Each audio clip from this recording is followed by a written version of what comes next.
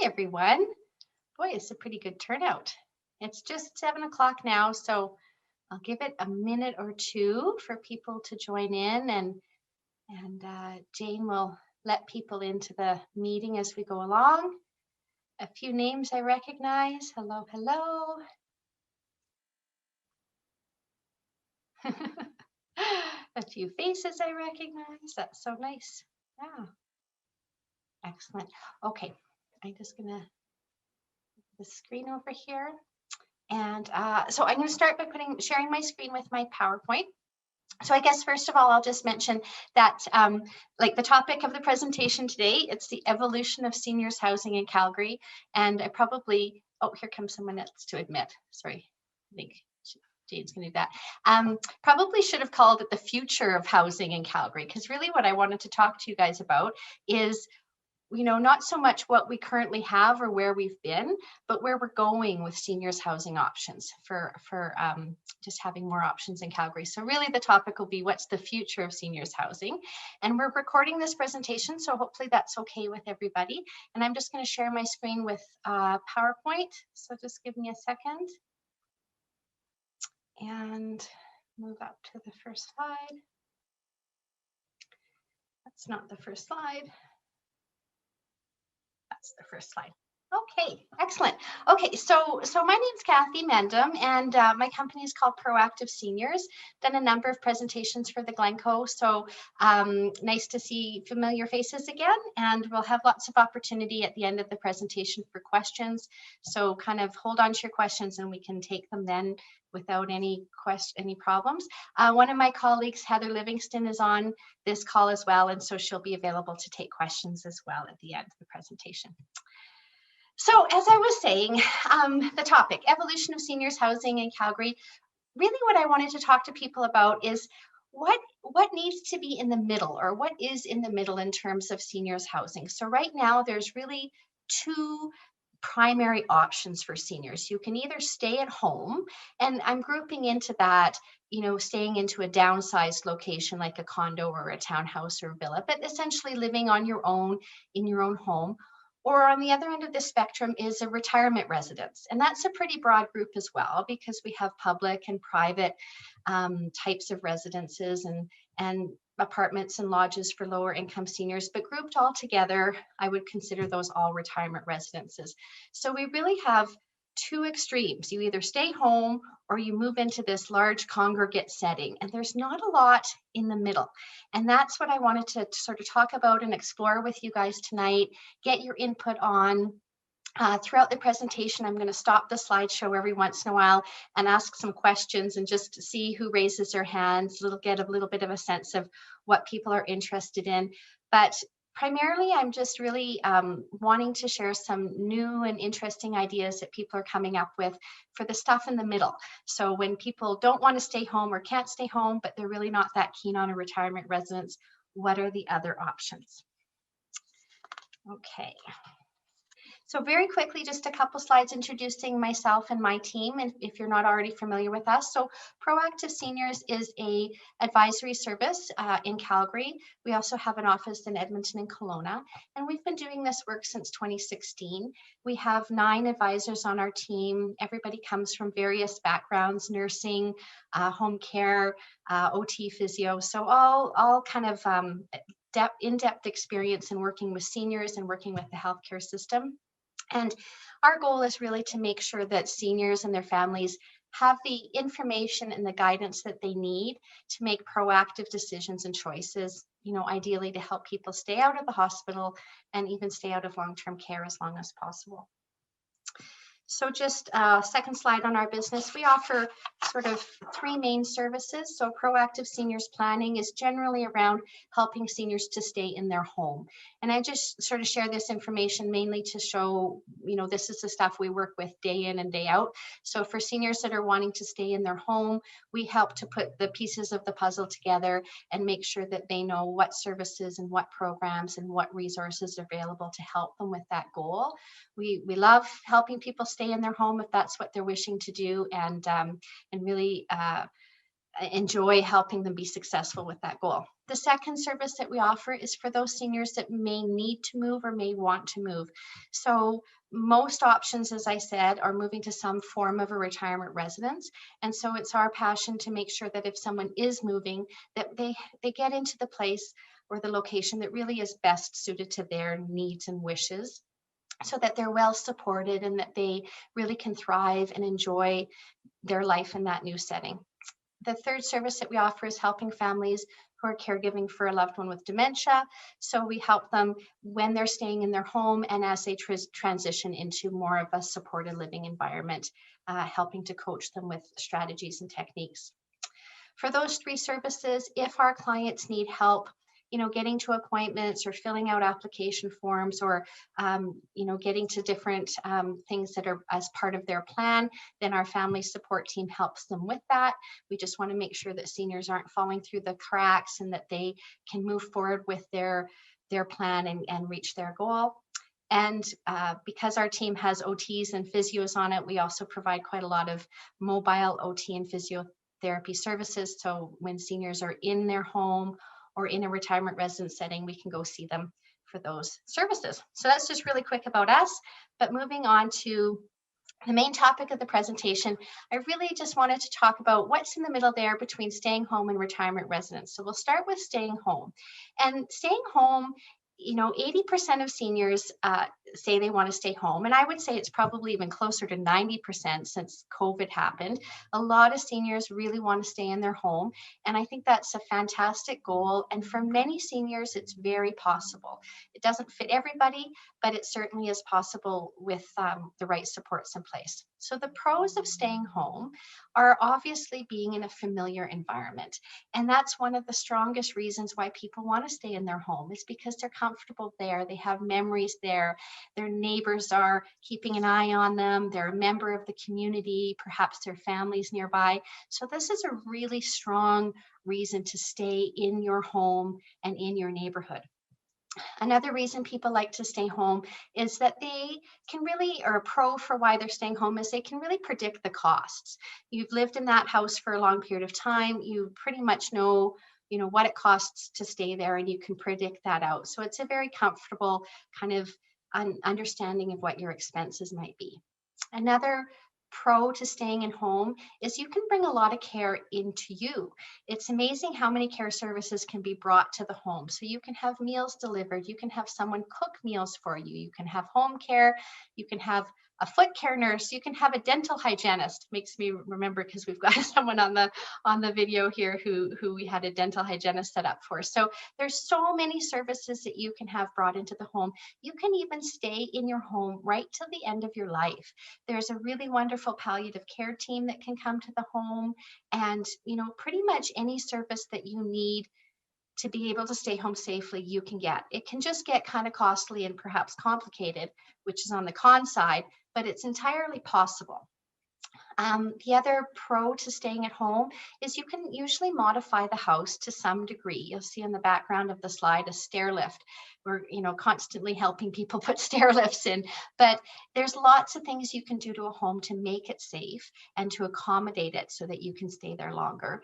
And then one of the things that's really been emphasized over this last year of the pandemic is you're really at a much lower risk of being exposed to any viruses or infections that might be going around, whether that be the flu or COVID.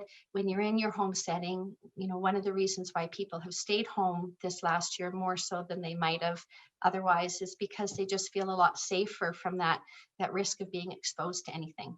So those are the pros of staying home, but there's also quite a lot of cons to staying home that may come into play for people, and maybe the reason why someone might choose to either move to a retirement residence or consider some of these other interesting options that we're going to be talking about shortly. So just to cover those off quickly, some of the cons to staying home is, a lot of times seniors will find that their house is just too big.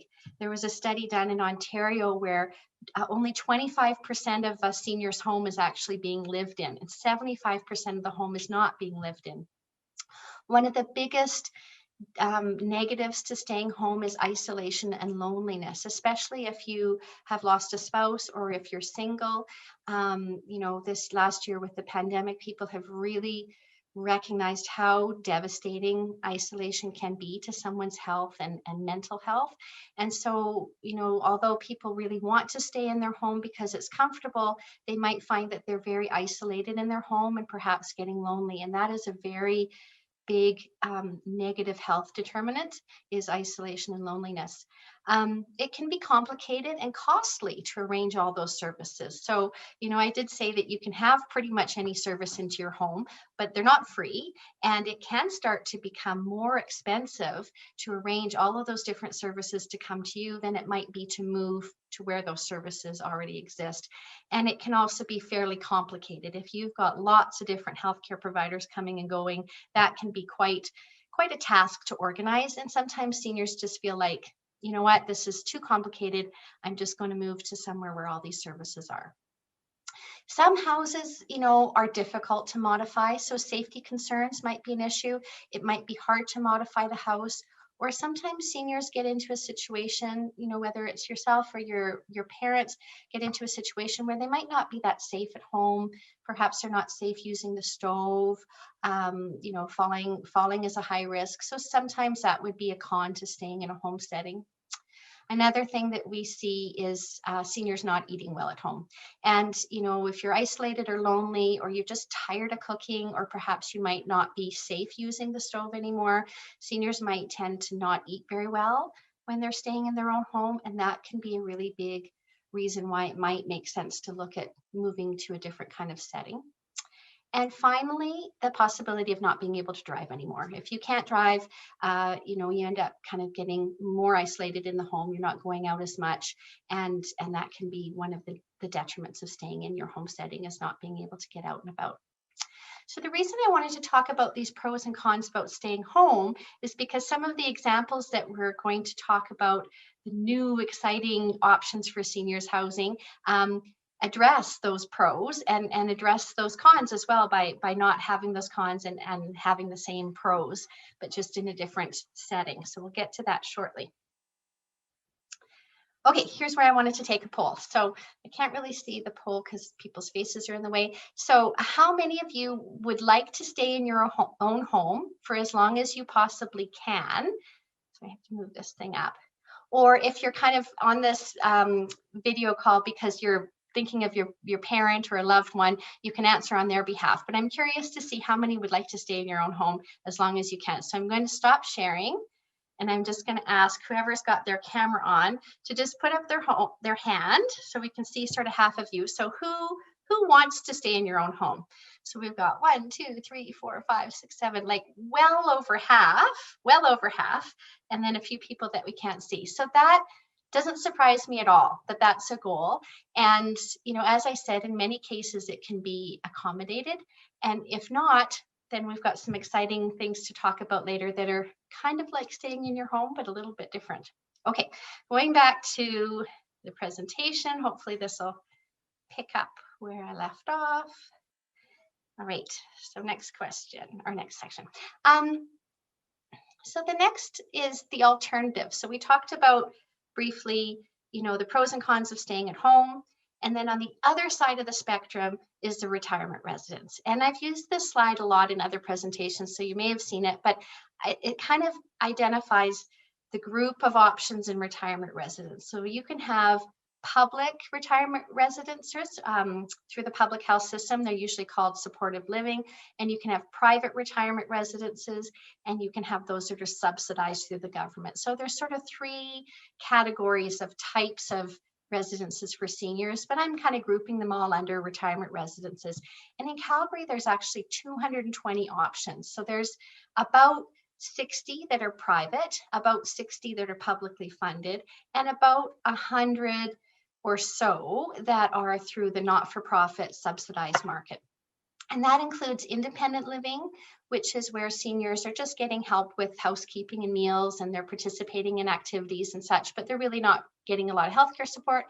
It includes the supported and assisted living facilities where there is nursing care 24/7, all the way through to long-term care where you're getting quite a lot of medical support. So I'm sort of grouping all of those together for the purpose of this conversation to say there's home, and then there's all of these retirement residence options.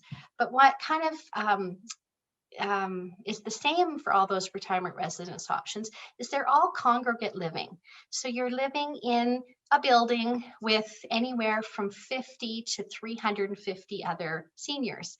And so they're very large scale settings, and they're very different from home. It's a big change to go from home to being living with that many people if it's not something you've done for many years.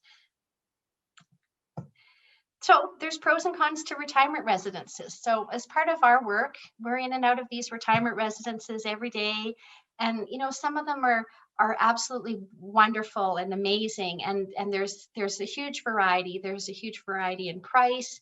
There's a huge variety in what they offer. There's really something for everybody. But there's definitely some pros and cons. And so the pros of retirement residence living are just the fact that there's tons of socialization possible, and you can pick and choose how social you want to be, but it's there, it's right there in front of you, and you can visit with people and people check on you, and there's lots of opportunity for socialization. So that's definitely one of the pros of being in a retirement residence type setting.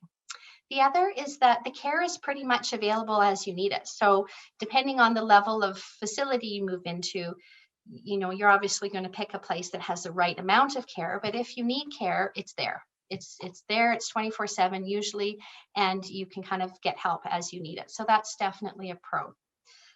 The other is meals and housekeeping, excuse me. So, a lot of people really get tired of cooking, or they don't want to cook all the time. Meals are provided, housekeeping is taken care of. There's no maintenance. You don't have to mow the lawn or fix the roof or any of that. It's a really easy lifestyle. There's usually transportation services. So if you're not driving anymore, you can get taken to appointments, or you can go out on group outings. And there's always some degree of activities and programs and fitness. So there's lots to do. Certainly helps people be more active, more social, eat better. Lots and lots of pros to a retirement residence, but there's some cons too. So one of the biggest cons, and we hear this from everybody, is it can be costly. Sometimes it's costly to stay home, but moving into a retirement residence can be quite expensive. And the reason for that is that you're paying for all of these services that are provided, and you may not be using all of those services. So some places will have a pool or a very fancy art room or a workshop, and if you're using them, that's great. But if you're not using them, you are spending a fair bit of money to have access to those services that you might not use. The other con that people find with retirement residence living is it's a big adjustment. So you've gone from living in a home, either with yourself or with a spouse, and your family has moved on, and now you're moving into this building that's like 50 to 350 people. And so it can be a really big adjustment to your way of living. And I know not everybody is like as social. Like there's some people that are very sociable and some that are less, and it might be hard to adjust to that kind of living. One of the other cons to retirement residence living is you do have to give up a little bit of your autonomy. There's definitely rules and schedules that you have to kind of adhere to. Mealtime is at a certain time. During COVID, for example, you might not have been able to leave your room for the first 14 days. You do give up a little bit of your autonomy and being able to do things at your own discretion. And then the big one, which I can't really see because there's something on the bottom of my screen, is that risk of, potentially being exposed to viruses or illnesses that are going around. So definitely some cons and a lot of pros. And so kind of where we are today with those two options is helping people try and understand which is best for them. Is staying home their best fit, or is moving to a retirement residence their best fit? So back to a poll. So how many of you are interested in that retirement residence lifestyle and all of those amenities? I'd just like to see who that appeals to. So does that appeal to anybody here moving into a retirement residence? No, I don't see anyone. And that's not particularly a surprise to me. Although 80 to 90% of seniors say they want to stay home, in reality, by 85, 60, only 65% of seniors actually stay home. So a lot of people end up moving to retirement residences, But as you can tell from who's not putting up their hand on this call, it's not necessarily what people want to do. I think people end up there because they don't really have a better option. And so tonight I just wanted to talk about maybe what some other options might be. So we're going back to share screen and pass the poll. Sorry, I can hear my dog in the background. So this is where we get into sort of the meat of the conversation tonight. What else is out there? You know, what other options are available other than home or retirement residences? I just have to move so I get to the right page here, so I don't miss anything. Okay. So the first one I wanted to talk about is the concept of sharing a home with other people. And I know this is a really fuzzy picture because the Golden Girls was ages ago and they don't have any good pictures on the computer that you can pull off. But it's kind of the idea like the Golden Girls, but it doesn't have to be just women and it doesn't have to be, you know, single people. It can be couples, but it's the idea of perhaps staying in a home, a normal home that looks and feels just like a normal home, but with some other seniors. And so I wanted to explore that a little bit.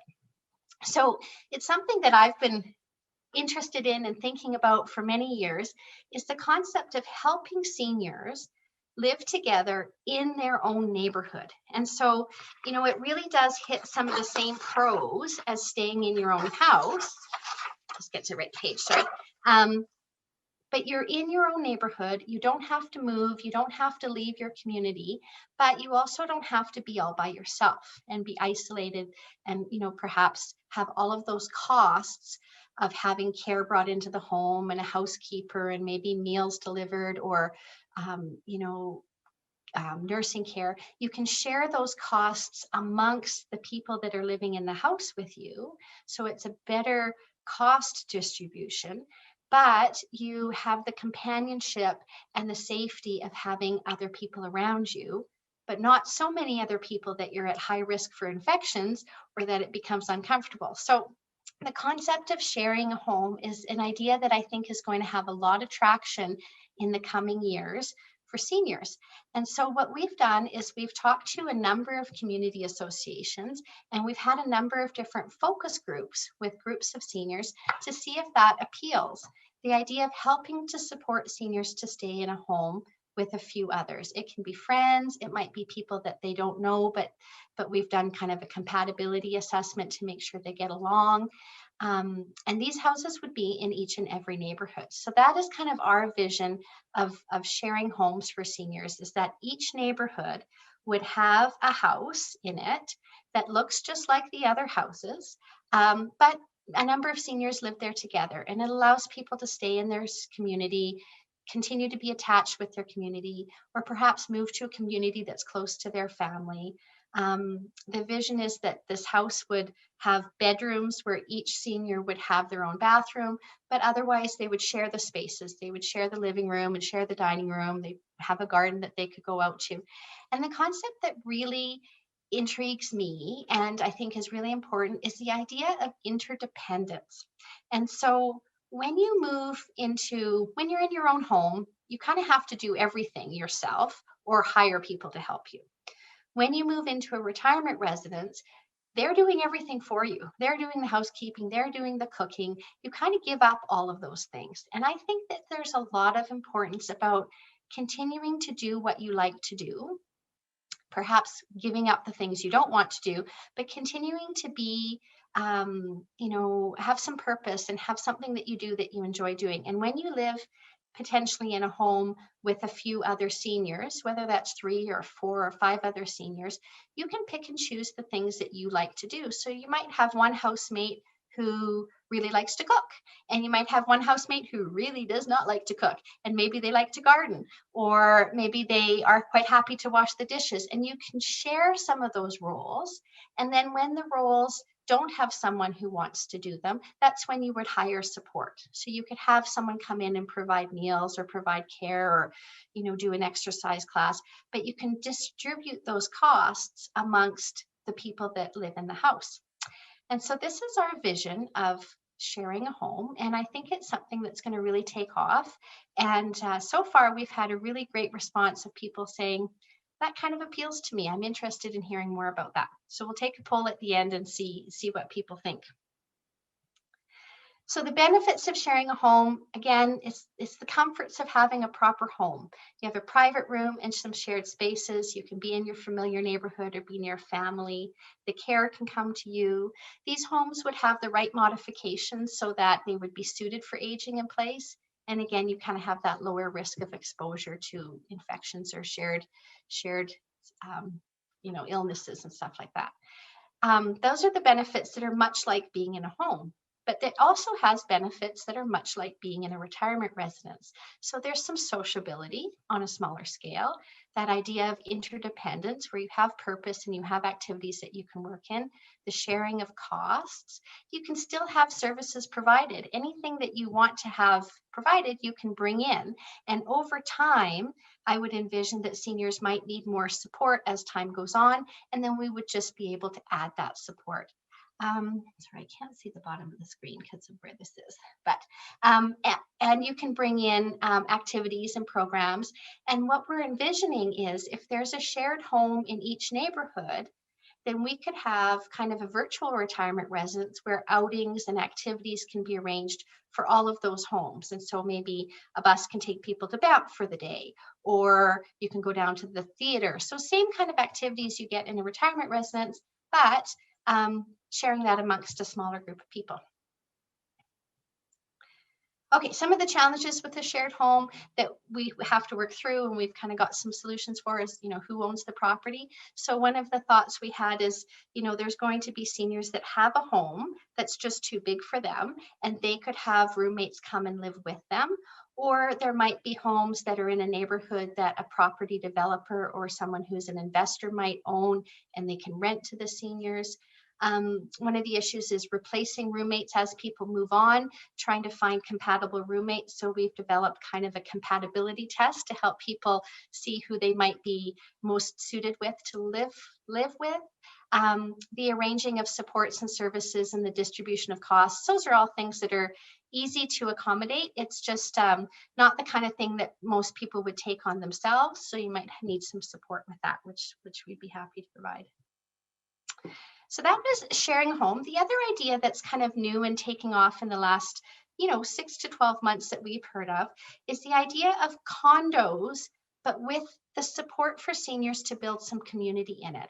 And so there's already some condo type settings where seniors can live, the Sierras, Sanderson Ridge, Dana Village. There's a number of these kind of purchase condo scenarios where you can live there and there's other seniors and there's activities going on.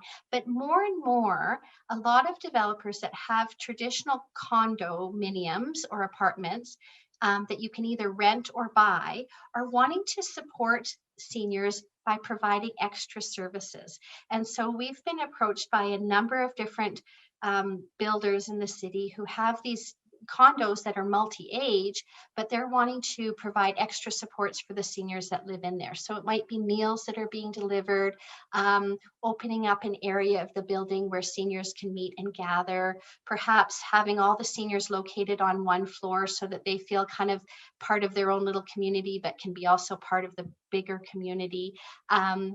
Accessing different exercise classes or other supports. So there's kind of a movement today towards having condominium living that's supporting seniors in an extra way or an extra capacity. And so I think that's really interesting. It's definitely an option if you don't want to live in your home anymore, but you're not ready for a retirement residence.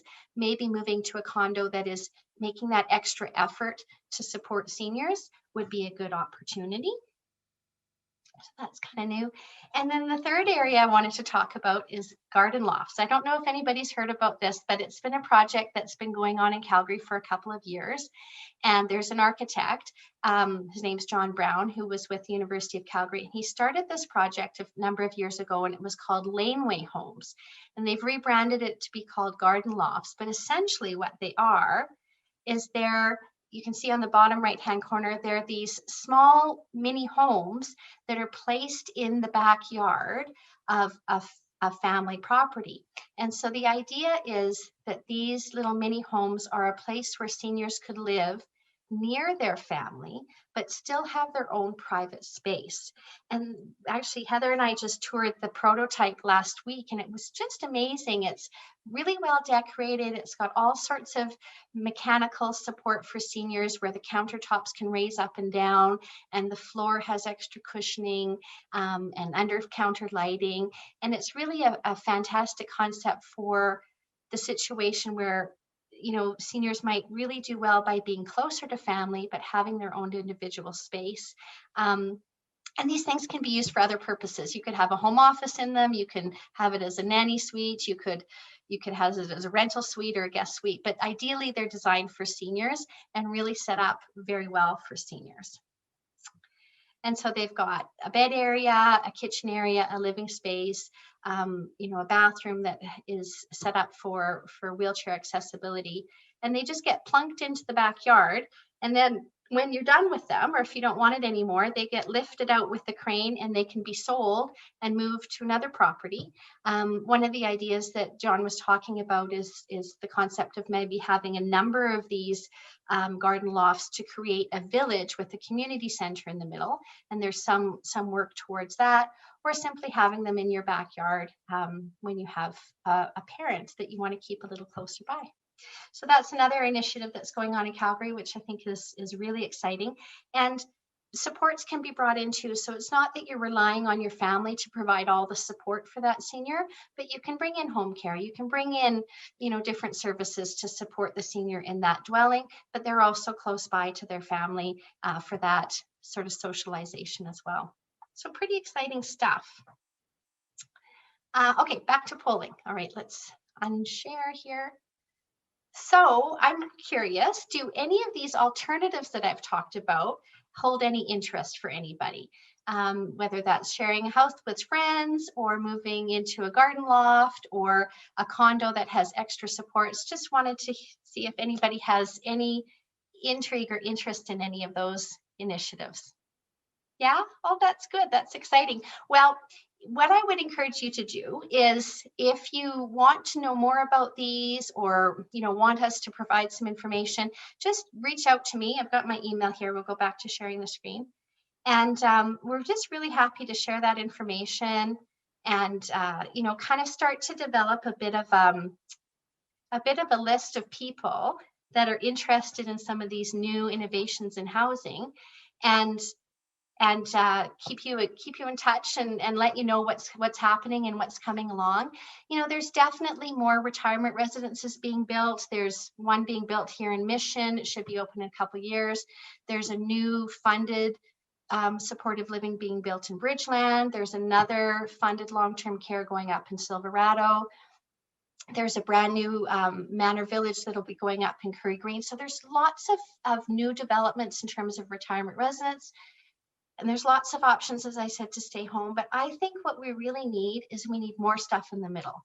We need more options for people to have, the kind of lifestyle and support that they need without necessarily having to choose an option that they don't love or they're not that interested in. So the other thing I'd love to hear from everybody on, and we can do this when we unmute, is what else would interest you? What would be important to you if you felt like you want to stay home, if there's something important that you really want to make that happen, or if there was an alternative, what would appeal to you? Because I think this is the time. We've got baby boomers are a huge generation, and they're just hitting that senior demographic. There's lots of people looking to try and fill a niche, and so we need to hear, what is it that people want? What is it that seniors want, or what do they want for their aging parents? Necessity is the mother of invention, and if we have some ideas, we can start to look at alternatives. So I think it's really important to hear what people want and see if we can meet that need. So we've got our information there. And you can always reach out to Jessica and Jane if you want to reach us and have us stay in touch with you. But I'm going to go ahead and stop sharing. And Jane, can you unmute everybody? They can probably just unmute when they're So ready. if you guys want to unmute, I'd love to take any questions, and Heather and I can sort of answer what we can, or I'd love to just hear what you think or like or don't like about some of these ideas.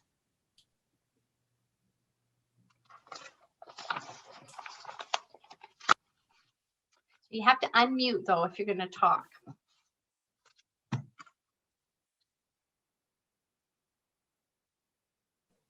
Well, I'll start off. Thanks.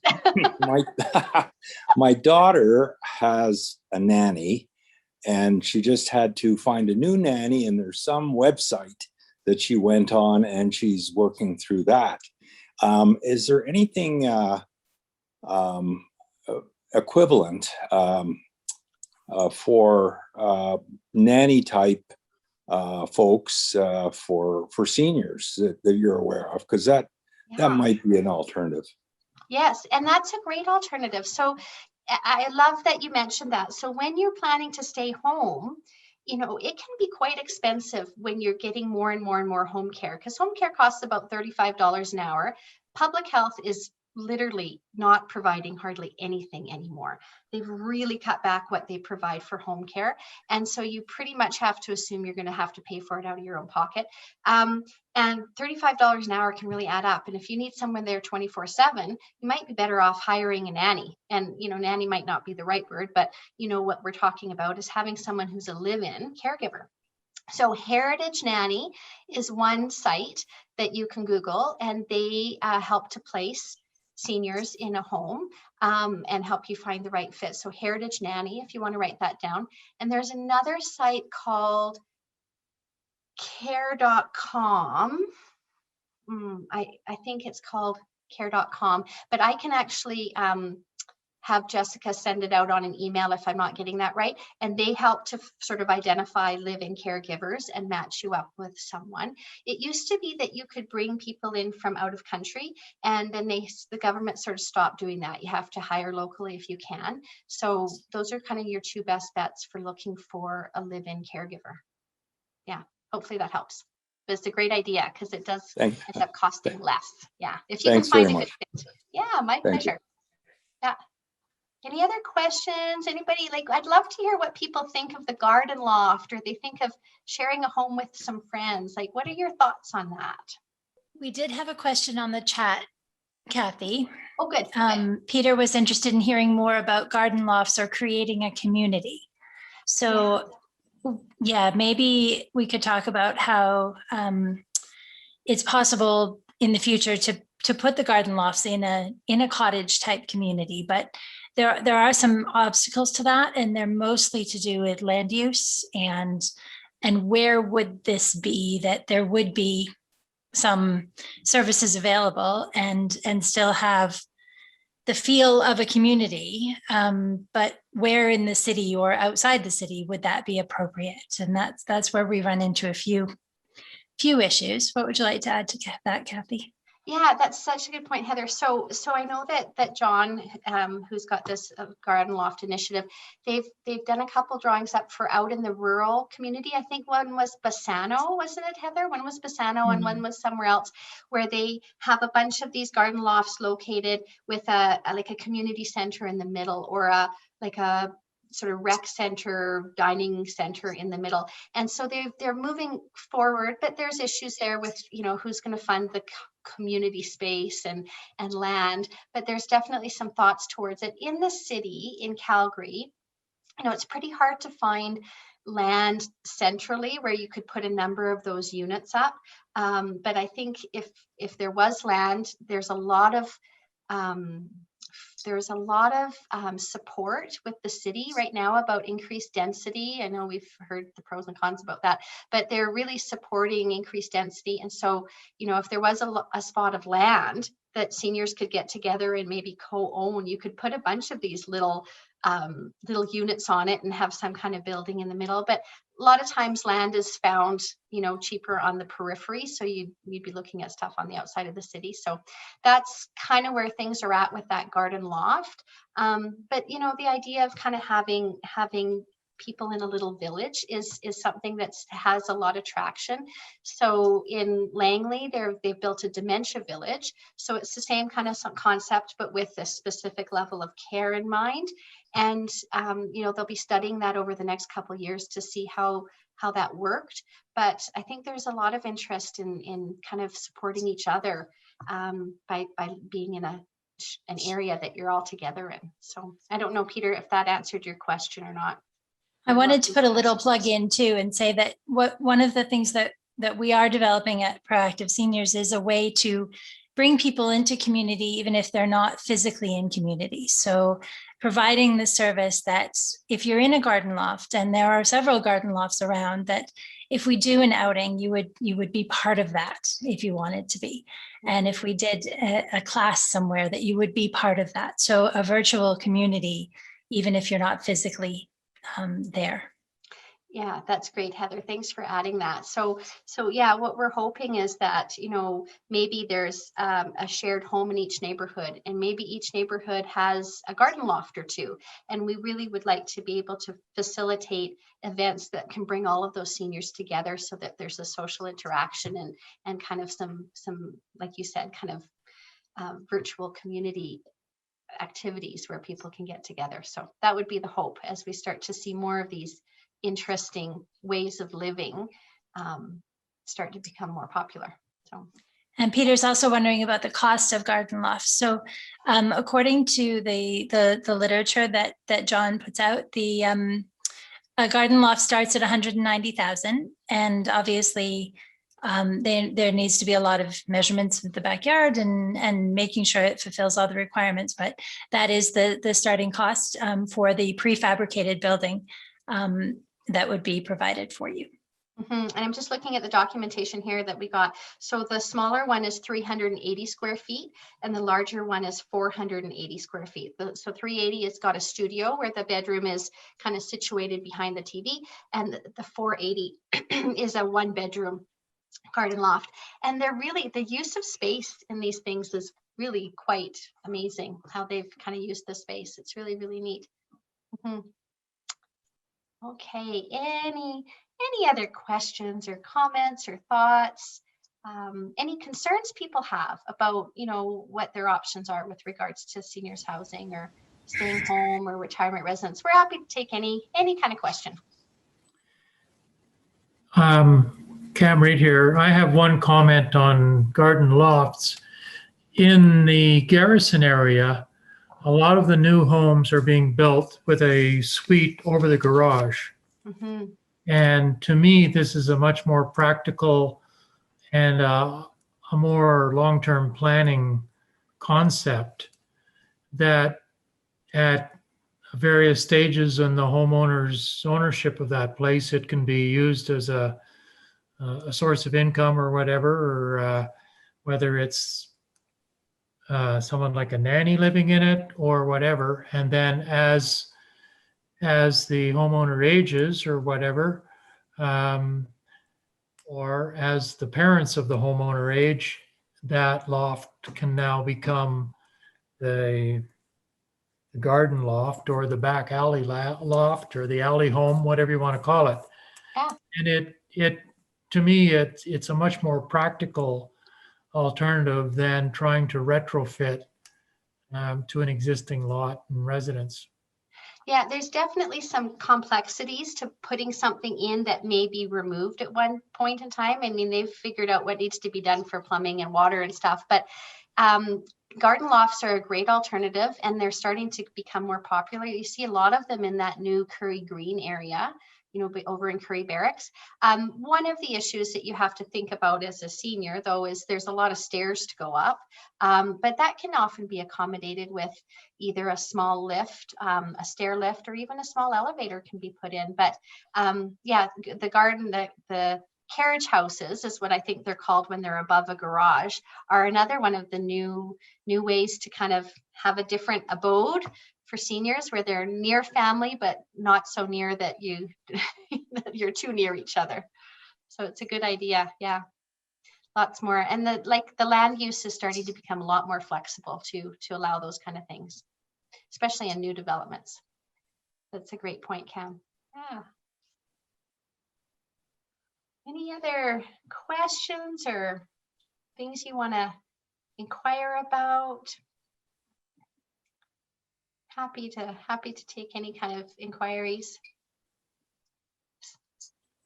I think Cam, you're still on mute. Yeah, there you go. Okay, go Yeah. ahead. Are there many shared homes in Calgary? No, it's kind of a new concept. So there used to be a service that was called home sharing, where there was an organization that would support students living with seniors as renters, and that went defunct. There wasn't enough government money to help support that, but there really isn't anybody supporting the concept of home sharing. So this kind of Golden Girls concept where people are living together. And then, perhaps as one person moves on, you might fill that spot with a new roommate. So this is a new concept that we're really wanting to pursue.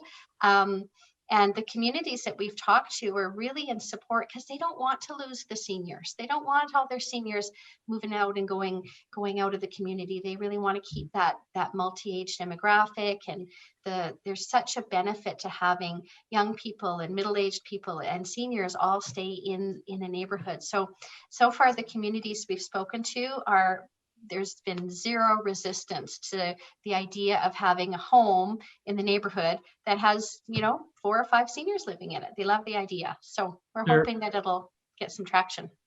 There is one community home like that was built about 10 years ago that we're aware of in Kamloops. Okay. It's called Birds of a Feather. Yeah. And Love it. they have, we've met several of the people who live there, and it's quite interesting. Everybody has their own apartment, so to speak, in the building, and then the common areas, such as the kitchen, everything is duplicated, so that if one stove were to go out or one refrigerator were to go out, they are not high and dry. And they thought the concept through quite well. The issue of getting replacement participants can be difficult. Mm-hmm. They have had some people who have been there for the full time, the full duration, and they've had some people who have dropped out voluntarily, or I don't know the details, whether some might have been asked to leave, but it's that is definitely a viable, purpose-built structure that has worked probably for 10 years as a community or as a shared home. Yeah. Oh, I really appreciate hearing about that, Cam. We've done a lot of research and we didn't come across that one. So we'll definitely look into it. But it makes me talk about the point of what kind of home would this be in? And so, the obvious solution, like if there's a pre-existing home, the ranch style bungalow is the perfect fit because everybody's on the same floor. But, a lot of the new homes that are being built in Calgary right now are these 3-story duplexes, and they're big and they're tall. And you think, well, how would that help seniors if they've got mobility issues and stuff? But you can certainly, if a developer was looking to build something like that and maybe have it usable for seniors, you would put an elevator in. A lot of people are putting elevators in homes, or you could put stair lifts in. But yeah, I think the real key is having enough private space so people have their own space to retreat to, ideally with their own private bathroom, and then they share the other common spaces. And I think it could be a really interesting concept, but it all comes down to everybody getting along. And so I think there has to be a lot of forethought put into, communication skills and kind of setting expectations and all of that, so that it's a comfortable, cohesive living environment. That is one of the challenges. Birds of a Feather was purpose built and not really in an existing community. It was on a piece of land that was sort of an island a little bit by itself. And it is several stories. So anyhow, it's one that they do have their own website. So it's not as, it doesn't tell as much as it used to tell, but when it was sort of the concept was being developed, they were very open about how it was being planned and all the details. Now it's more focused on sort of trying to attract new members, I guess, or if they are, I think they are full. They don't want to share a heck of a lot about it. So you don't see a lot about what planning went into it, but Yeah. they will probably share that information in private. Yeah. Well, that's great. Well, I really appreciate that, Cam. We'll definitely look into that. That sounds like a good example of this concept. Kathy, We've had Yeah. Dawn Upton here. Oh, hello, Dawn. How are you? How are you? Good, good, thank you. That seniors condominium setup with some sort of common living room, or for lack of a better word, any idea what the costs of those units are? Yeah, we have a bit of an idea. So there's one that's situated down in the Beltline, across from that co-op, the Market Co-op or whatever it's called on 11th Avenue. And I think they're looking at, for a 2-bedroom, don't quote me exactly, but around $1,300 or $1,400 for 1 bedroom. And I think it was $1,700 for a 2-bedroom. And for that, they're also providing a meal every day. And so they're having meals provided for the seniors, and they can pick up a meal and they can eat their meal together in the common games room area, or they can take their meal to their suite. And so that's kind of part of the support and that extra kind of community that they're providing. So that's one example. There's another one we're going to look at soon, I think next week or so, right, Heather, that we don't know the pricing on yet, but it'll probably be in that same ballpark, in and around under $2,000 for a condo. And then there's ones that you can buy. So those are rentals, but there's also condos. There's one up at the university called Maple, and they've engaged us to provide the support, and they are throwing that in as part of when you buy a condo. So you can buy a condo, and part of what you get is this planning and identifying what services you might need, and having that access to kind of this virtual community. So some condos are purchase and some condos are rental, but maybe that gives you a little bit of a ballpark on the pricing for the couple that we've had that have reached out to us. All right, thank you. Yeah, no problem. We've had a couple of other questions on the chat, Kathy. Okay. So Sandy's wondering, which communities have you spoken to for shared homes, for focus groups and things like that? Yeah. Okay. So we've been to Palliser and Braeside, and we're kind of looking at the ones that are kind of in that belt around the core. There's a couple more that we did this. This is a good, year and a half ago when we were starting to look at this off the top of my head. And we have had some other conversations even within Elbow Park and some of the other Elbow Park, communities. yeah, obviously Elbow Park. They love the idea. Yeah, there's been about 4 communities that we've talked to that have been really, really interested in the idea. And certainly, part of what we wanted to find out is, are they at all adverse to the idea? Like, would this be bothersome or something communities wouldn't want? And by no means have they said they wouldn't want this. That's full support. So hopefully that answers your question. But, we haven't reached out to all of them too. We've just kind of been picking the odd one here or there. So if you have a community in particular that you're interested in to whether they would support the idea, we would be very happy to do a little presentation and talk to the community association and see. So you could always let us know if you've got a particular community in mind that you would like that to be pursued in. Is there another question, Heather? Yeah, there was one from Anne. Are there other examples of villas, smaller residences, and joint community? So there's a couple places that have villas in Calgary. So Lake Monte Vista Retirement Residence has a few villas. I think they've got about a dozen villas back behind their retirement residence. There's villas out in Strathmore, so that are attached to the aged care retirement residence facility. There's a number of villas out there. Sorry, say the question again, Heather. Villas, short memory. Smaller residences and joint community. So I'm not sure, Anne, if you're referring to like a co-housing type community. There certainly are those in Calgary. smaller residences, there's very good reasons that there aren't smaller nursing homes very commonly, and those have to do with regulations and cost. So I'll let Kathy, you finish that thought off.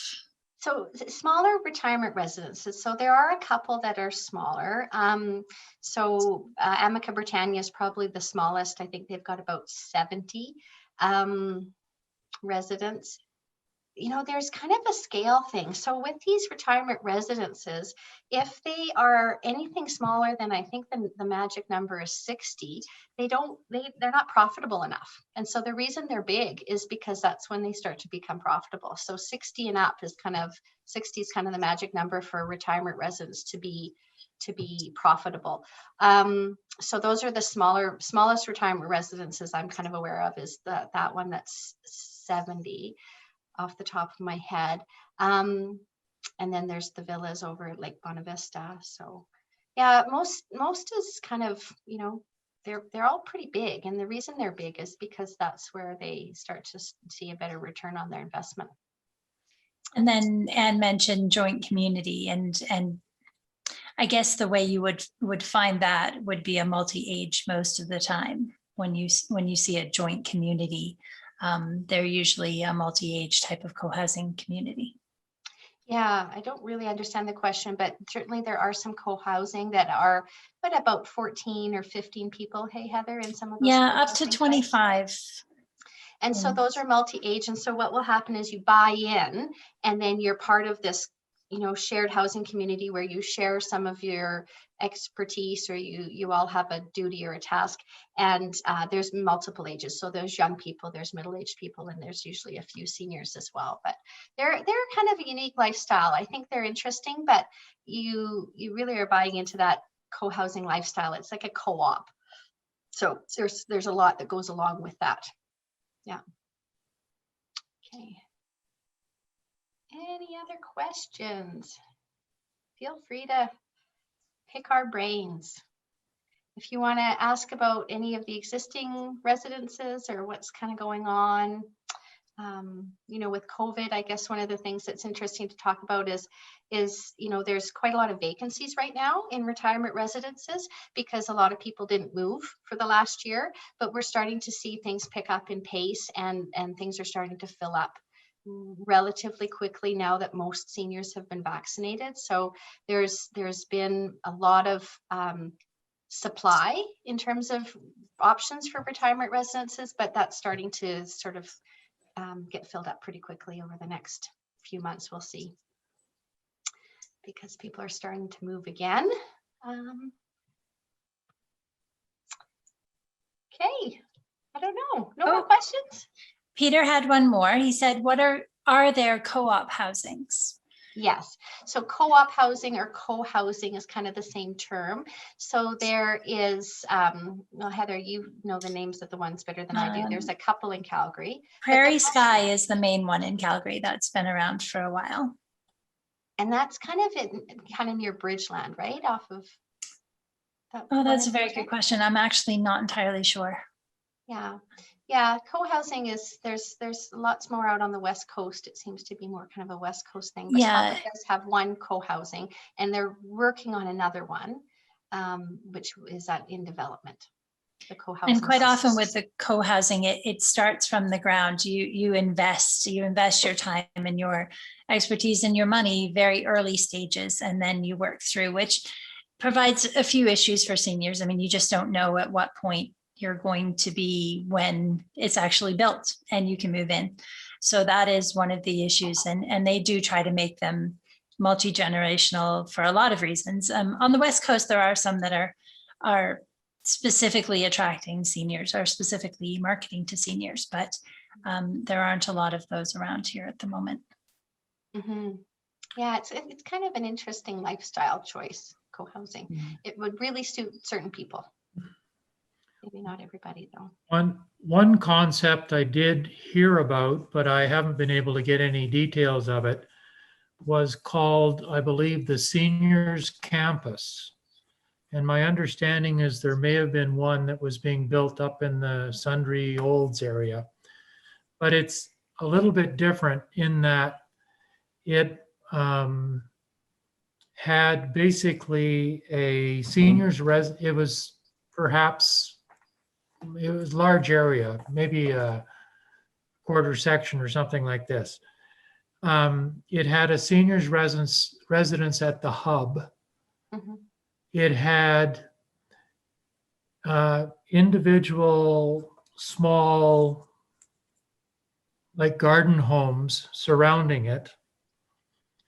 And then on the perimeter, there were like villas, which had vehicular access from the outside and a parking garage and so on.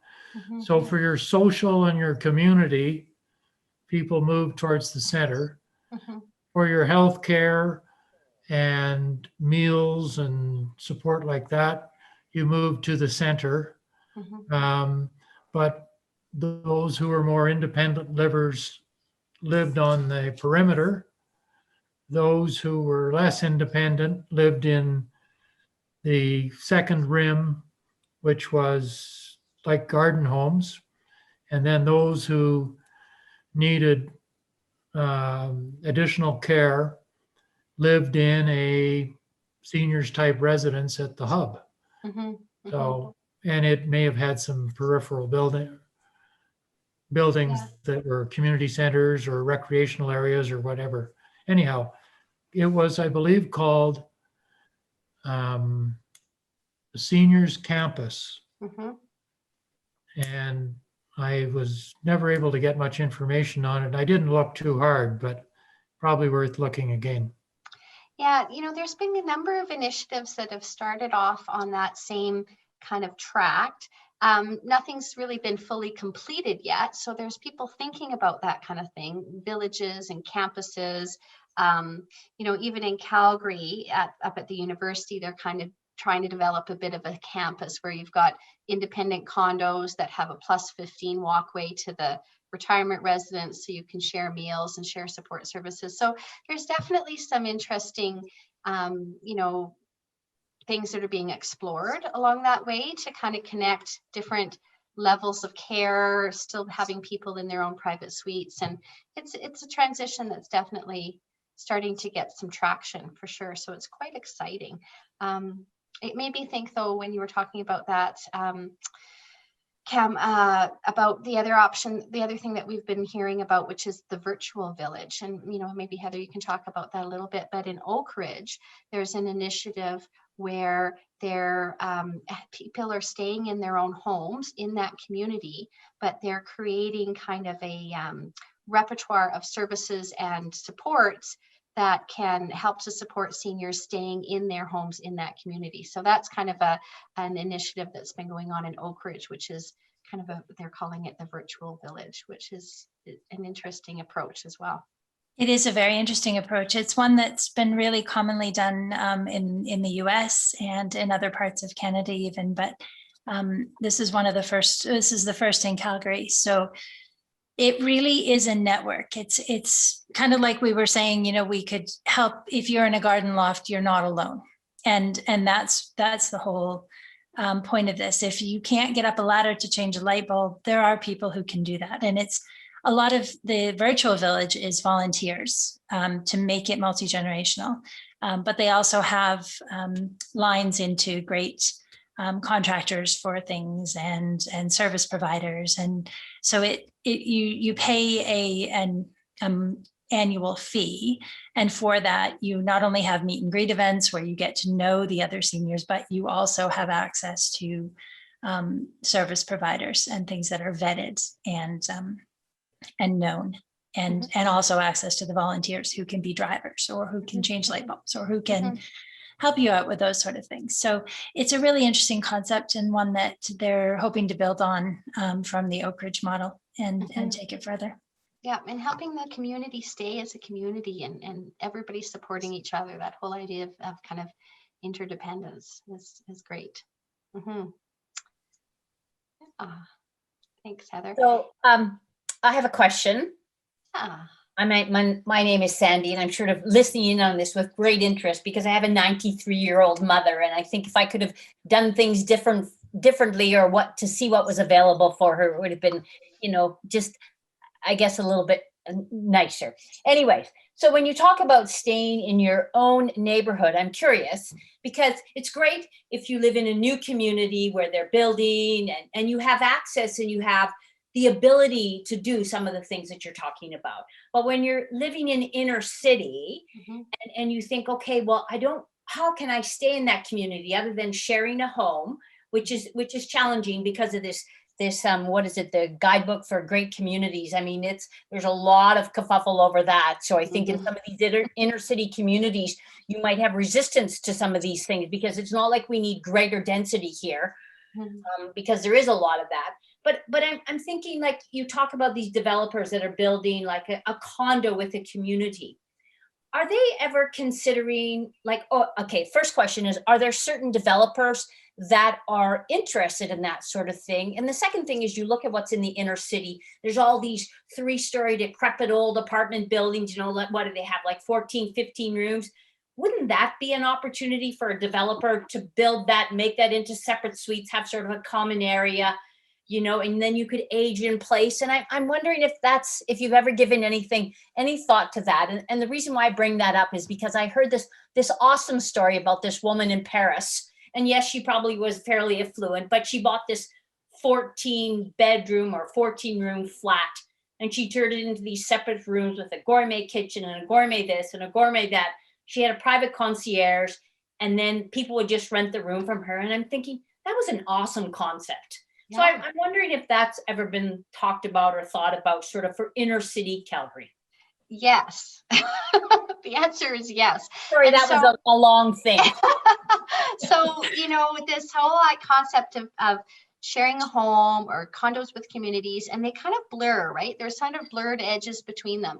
And so as we've been exploring this, we actually have a property investor, and she has a property in Edmonton that she's considering this for, where it's a 14 unit 9 apartment? Actually. Oh, 9 unit apartment. So exactly like what you're talking about, a small little apartment building. And there's tons of those in the Beltline, and there's tons of those up in South Calgary, right? Where they're just small apartment buildings, but they would be perfect for converting into something that's really supporting for seniors. And so, this particular unit, and you've got 9 suites. Well, maybe you have 8 of them for seniors, and one of them is converted into the common room, where you get together and you play cards and you have your crafts and your activities and that kind of stuff. So, it really does fit the niche. It doesn't have to be, the existing home in the old neighborhood or the newly built home in the new neighborhood.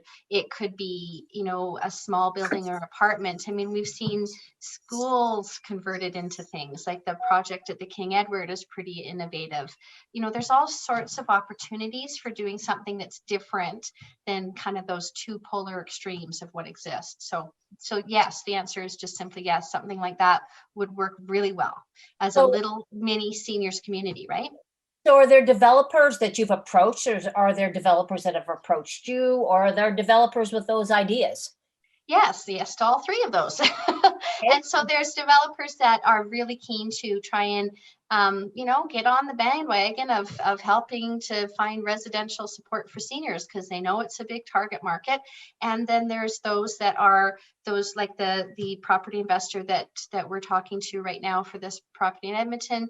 She just loves the idea. She thinks it's really a strong use of that space, and, really feels passionate about it like we do. So there's all of that too. I think, again, and the answer is yes, Sandy. There's lots of people thinking and talking and kind of exploring these ideas.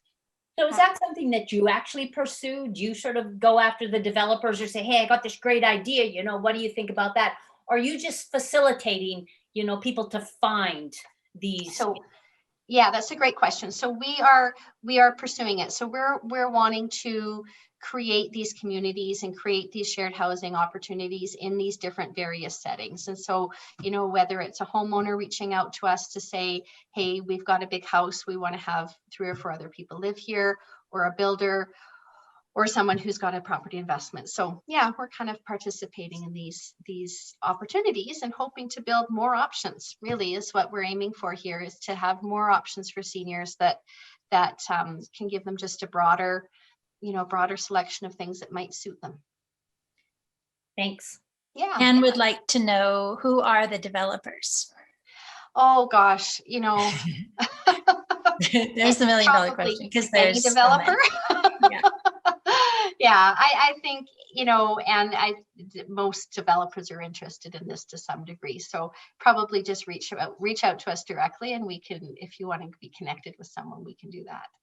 And the condos which are being built, there's the one in Manchester, it's a big development firm, and they have 4 condo buildings on the land, and one of them is specifically geared toward this. So it's everything from these big developers who are making this a small part of their portfolio to smaller developers who are making it a bigger part of their portfolio. So it really does vary.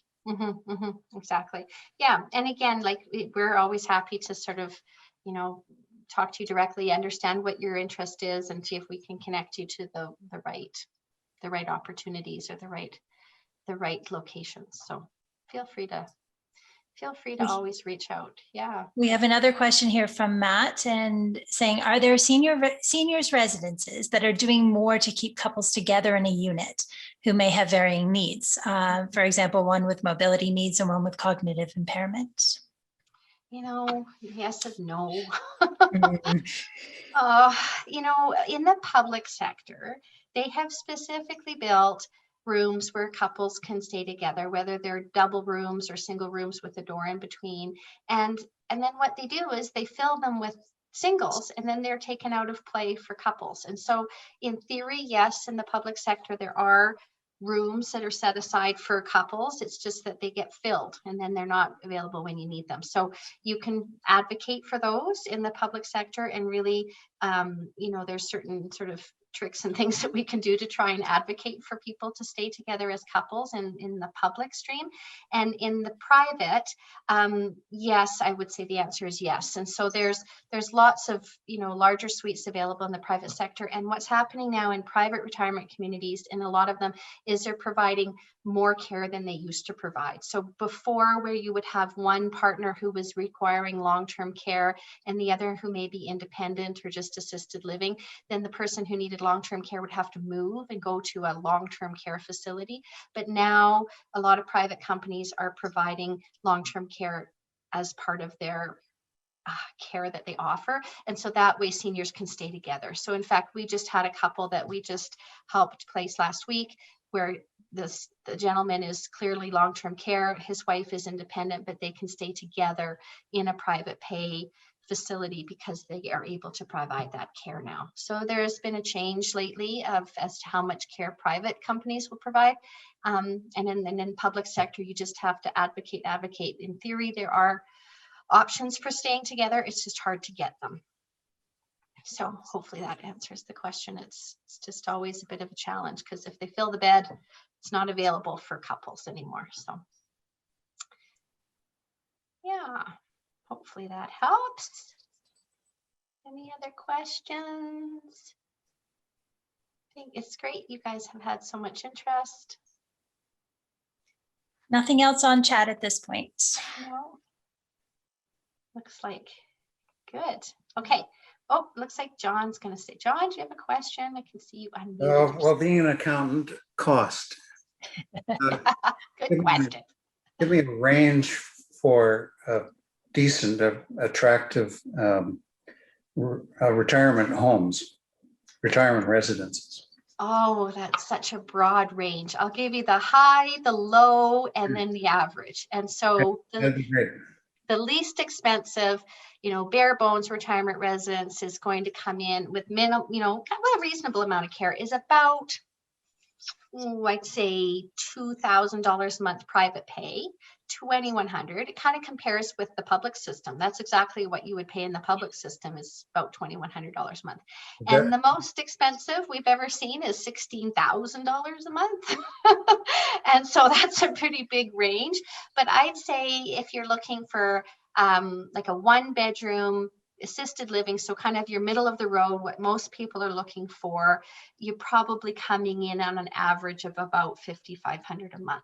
And then it will be a little bit more if you have 2 people, a little bit more if you have more than 1 bedroom. But That would be a pretty reasonable average, 5,500 a month for a 1-bedroom assisted living With food, with food. Yeah, including food, right? Including all the services. all the services. Yeah. And here's a dumb question. Elevators. How much does an elevator cost in a private residence, one wonders? Gosh, they used to be, okay, this is just off the top of my head, but $10,000 might be a reasonable ballpark. There's lots of new technology out in elevators and lifts and stuff. So that is a very general guess, $10,000. And I've been in some $10,000 elevators and they're really tiny. So if I was to put one in, it would be bigger than that. So that's probably a starting point, but I could get that information for you though, John, if you wanted to email me, because we have a lot of equipment companies that we work with and they put all that stuff in all the time.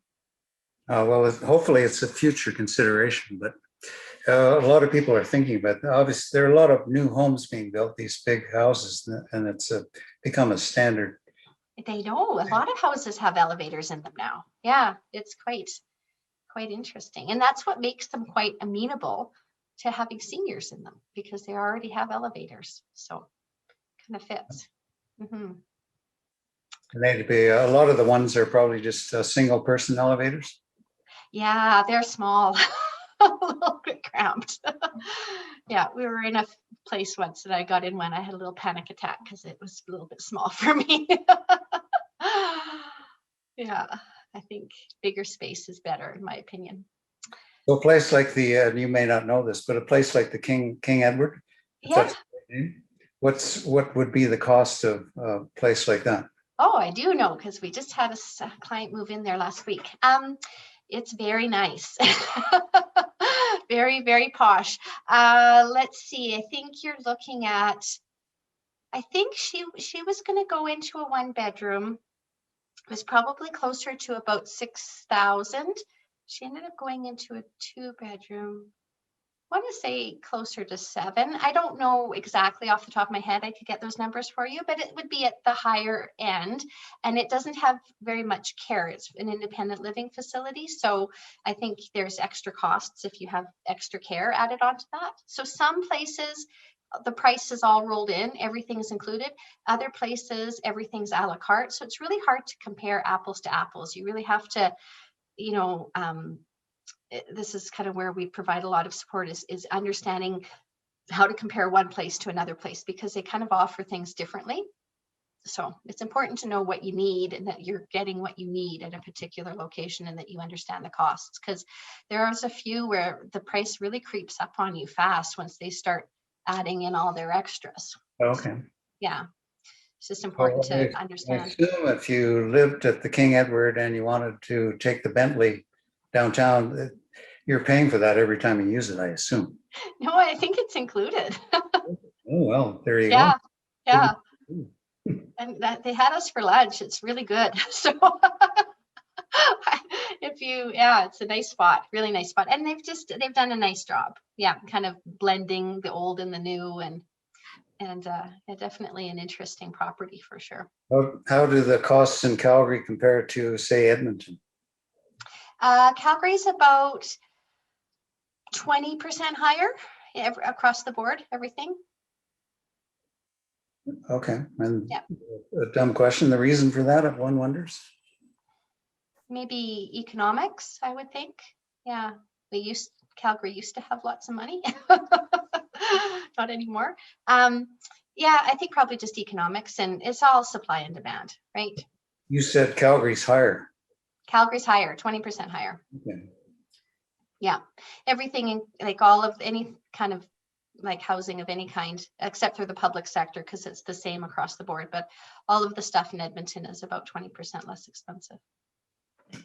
I'm just, so I live in Oak Ridge. I'm curious, you were talking about this Oak Ridge development? Yeah. Oh. The Oak Ridge is the Oak Ridge community has got the virtual, what's it called again, Heather? Virtual village. Virtual village. So it's not a development per se. It's an initiative. Have you not heard about it, John? You haven't heard about it? Oh, no. Yeah. Barry Pendergast. Yes. Pendergast is kind of the organizer, and it's an idea of just having the community supporting each other through this, kind of pool of resources and volunteers and keeping an eye on each other. It's kind of a nice concept. Okay, but everybody's living in their own home, but then they're just, the Pendergasts are doing, really pushing the seniors initiative. So I guess it's all part of that. Well, you are staying in your own home. It's not moving in together or moving to a different facility. It's staying in your own home and just having support. Yeah. We had a couple of a question and a comment from Megan. She said that elevators she thinks are closer to $40,000. Yeah, that might be right. I said 10 and then I thought that sounded kind of low. Yeah, there's probably a broad range. Yeah, it depends on how your house is set up, I guess, and how much work they need to do to get it in there as well.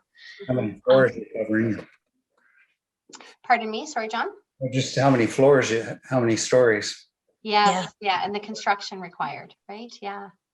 And wondering, is the condo in Beltline by co-op is called what? So the condo in Beltline is different from the co-op one that we were talking about. So the one in Beltline, Kathy, I'll let you speak to. Yeah, so the condo in the Beltline that's across the street from the co-op grocery store. Oh, okay, that's what she meant. Okay, sorry about that. Sorry, I might be getting my co-ops confused. So the condo in the Beltline across the street from the grocery store is called the Met. So the Met, and they're trying to sort of find ways to support seniors, provide meals, that kind of stuff. It's a multi-age condo. It's big. It's 300 units, lots of different age groups living there. But they're trying to have a sort of extra level of support for seniors. And the co-op that we're talking about, like cooperative housing, that is the one in Manchester. Yeah, the Prairie Sky. I think it's in the north. It's not Center Street. So the Manchester condo one is Orion. Mm-hmm. Yeah. Mm-hmm. Great. Any other questions? And so you're always welcome to reach out to us if you've got something you want to ask or it's more personal or whatever. Feel free to drop us an email and we'll be happy to get back to you. But it doesn't look like we have any other questions. So I guess we'll sign off, and thank you guys for joining us and for participating, and nice to see you, a few people that I know, and and yeah, hopefully just we're always here to answer any questions and to help you if you need anything. So feel free to reach out.